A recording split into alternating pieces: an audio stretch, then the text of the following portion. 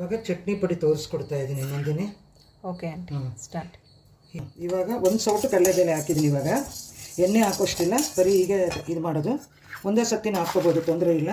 ಕಡಲೆಬೇಳೆ ಅಲ್ವಾ ಹಾಕಿ, ಮತ್ತು ಒಂದು ತೊಗರಿಬೇಳೆ ಮತ್ತು ಒಂದು ಉದ್ದಿನಬೇಳೆ, ಈ ಮೂರು ಒಂದೇ ಸತಿ ಹಾಕ್ಕೊಂಡಿದ್ದೀನಿ.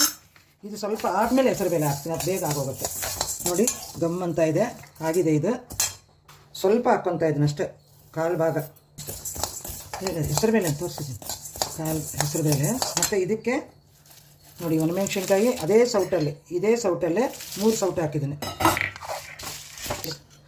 ಮೆಣಸಿನ್ಕಾಯಿ ಇರೋದ್ರಿಂದ ಘಾಟು ಬರುತ್ತೆ ಅಂತ 1 ಸ್ಪೂನ್ ಎಣ್ಣೆ ಹಾಕಿದ್ದೀನಿ. ಮತ್ತು ಇದಕ್ಕೆ ಇವಾಗ ಇದಕ್ಕೂ ಒಂಚೂರು ಕರಿಬೇವಿನ ಸೊಪ್ಪು,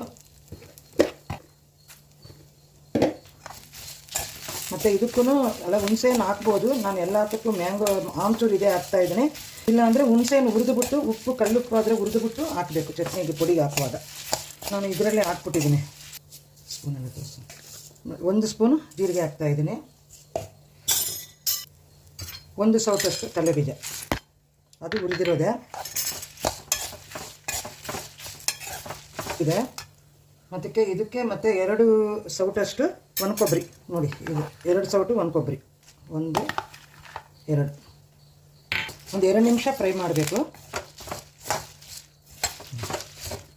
ಇದು ಕೂಲಾದಮೇಲೆ ಪೌಡ್ರ್ ಮಾಡೋದು. ಇದು ಪೌಡ್ರ್ ಮಾಡಿದ ಮೇಲೆ ಹಾಗೇ ಆದರೂ ಕೂಲಾದಮೇಲೆ ಡಬ್ಬದಲ್ಲಿ ಗಾಜಿನ ಬಾಟ್ಲಲ್ಲಿ ಎತ್ತಿಡ್ಬೋದು.